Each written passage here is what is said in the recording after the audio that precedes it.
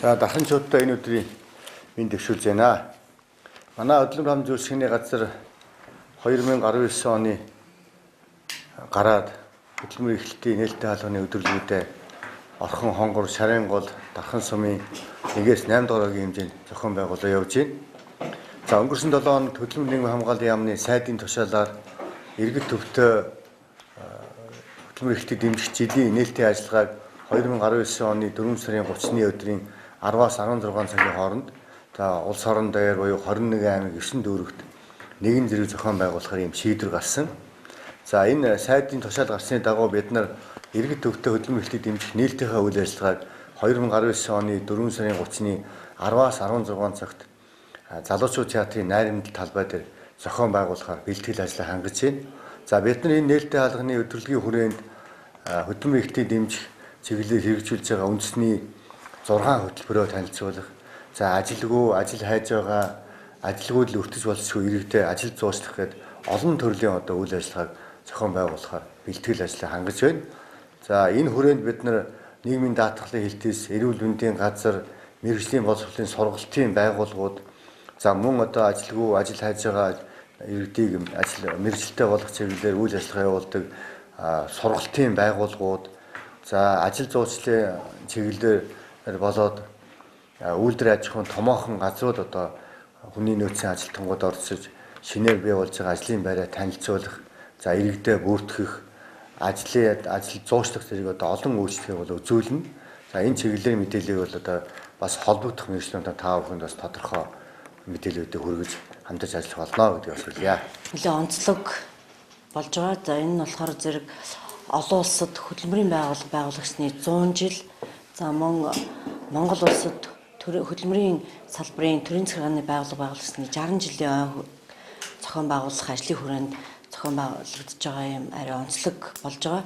За мөн энэ дээр бол хөдөлмөр эрхлэлт буюу халамжийн үйлчилгээний цогц үйлчилгээ үзүүлэх ийм арга хэмжээ болох учраас иргэд хөдөлмөрчдийг бол өргөнөөр оролцохыг урьж байна. За энэ дээр бол нэлээд томоохон аж ахуйн нэгж байгууллагууд үйлчилгээ үзүүлэн, дээрэс нь бид бас орон нутгаас буюу Улаанбаатараас томоохон байгууллагуудыг авчиж ажил зуучлалын үйлчилгээ үзүүлэх гэж байна. За дархуулын хэмжээнд одоогоор манад ажиллагчаар бүртгэлтэй ажлыг хүсэлтэй иргэд нь бол одоогоор 1400 орчим иргэн бүртгэлтэй байгаа.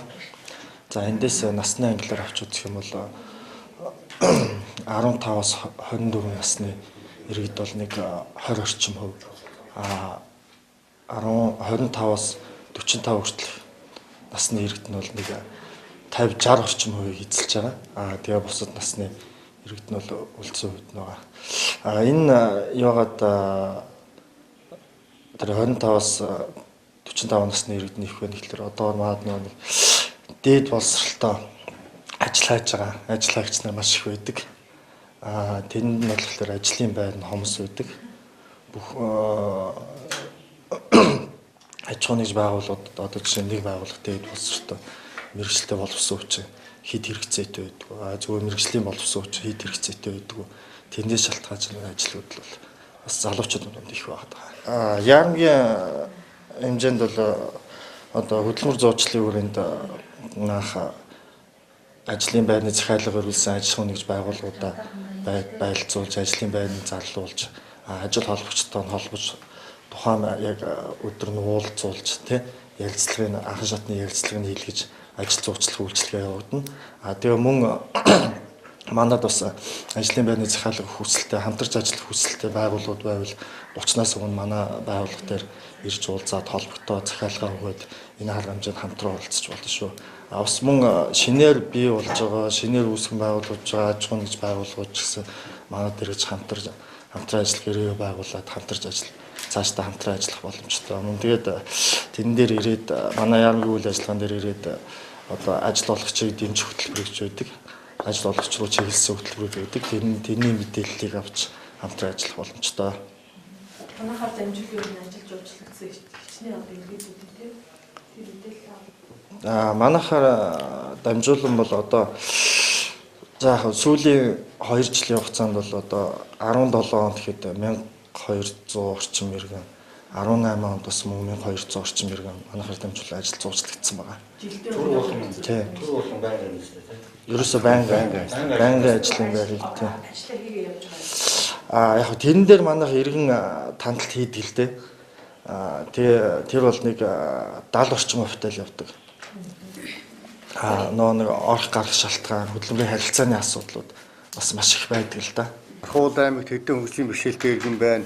Ямар иргэд ажиллаж зууцч чинь гэхээр ер нь бол Дархуул аймгийн хэмжээнд одоо энэ 4 сарын одоо 20-ны байдлаар бол нэг 4428 хөгжлийн бэрхшээлтэй иргэн эзэлж байна. За энэ маань нийт хүн амын маань 4.2% эзэлж байгаа юм. За бид нар хөгжлийн бэрхшээлтэй иргэн чиглэсэн олон арга хэмжээ авдаг. Ажлын байрын түрээсийг хөнгөлт үзүүлэлт, иргэн төлөвлөлтөд санхүүгийн дэмжлэг олгодог, ажил олгогчийн урамшуул болгоно, намун борлуулалтын дэмжлэг үзүүлэлт олон одоо ажлуудыг хийж байгаа. За ер нь бол хөтөлбөрийн тухай хуулийн 111-ийн 111-ийн 2 зааснаар 25 буюу түүнээсээс ажиллагчтай байгууллага хөгжлийн бэрхшээлтэй иргэн авч ажилуулна. За хэрвээ хөгжлийн бэрхшээлтэй иргэн авч ажилуулаагүй бол засгийн газрын гарсан шинэ тогтоолын 2019 онд гарсан засгийн газрын шинэ тогтоолын дагуу тухайн байгууллагын ажилчдын дундад цалингаар бодож одоо төсөвт мөнгө төлрүүлнэ гэсэн ийм одоо заатал хэрэгжиж байгаа.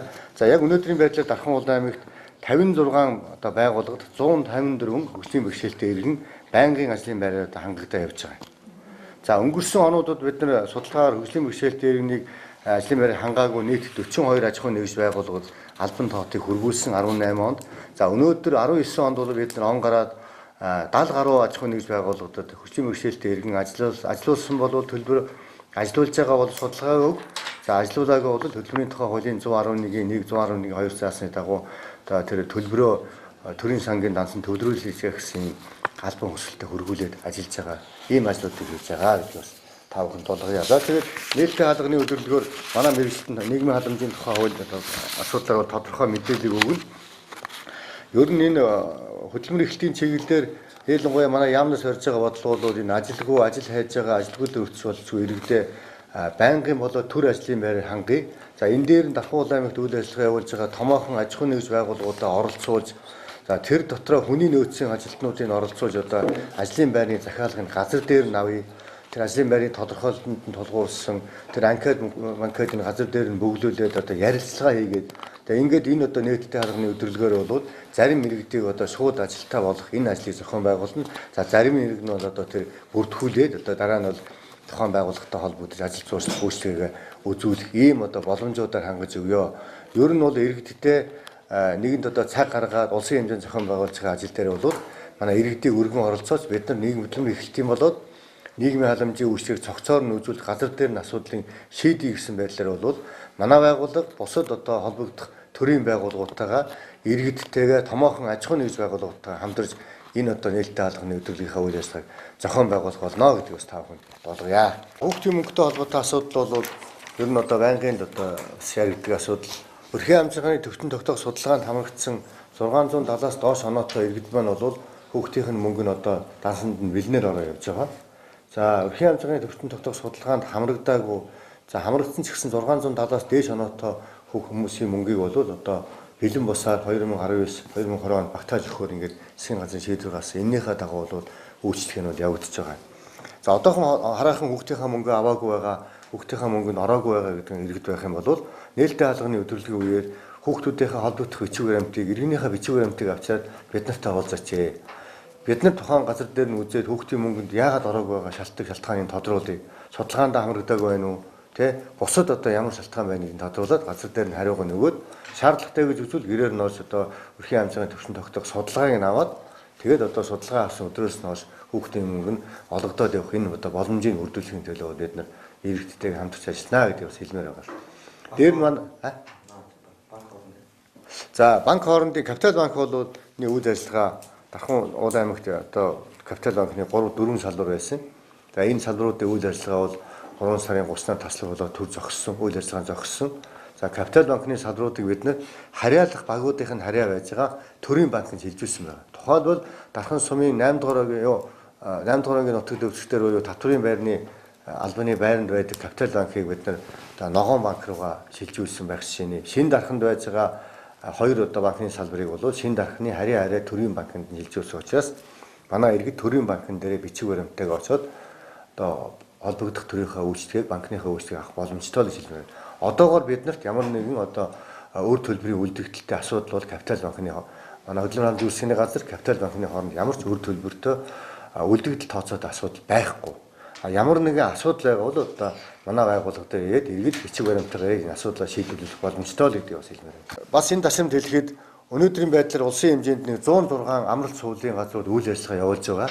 За манай иргэд бол олон амралт суулгын газар одоо жилд нэг удаа амралтын газар амрах, жилд нэг удаа суулгын газар одоо амрахын эрхээр бол одоо хангагдж байгаа. Одоо энд амрахын тулд одоо холбогдох бичиг баримтаа бүрдүүлээд нээлттэй хаалганы өдөрлөгдөө ээж газар дээр нь одоо эрхийн байх зэвчгээ бичүүлж авах захиалга өгөх юм одоо боломж бол байгаа шүү гэдэг бас хэдий манай байгууллага дээр одоо ахмадуудын хөнгөлөлтөө өнөр амрах эрхийн бичгийг бол бид нэр 2019 оны 3 сарын 1-ээс одоо олгоо явж байна. Одоогийн байдлаар 300 гаруй иргэд эрхийн бичгийг аваад өөрчилж байна. Цаашдаа ч одоо өөрчлөгөө бол бид нар тогтвор баг сумаараа дамжуулаад өөрчлөгөө үзүүлнэ.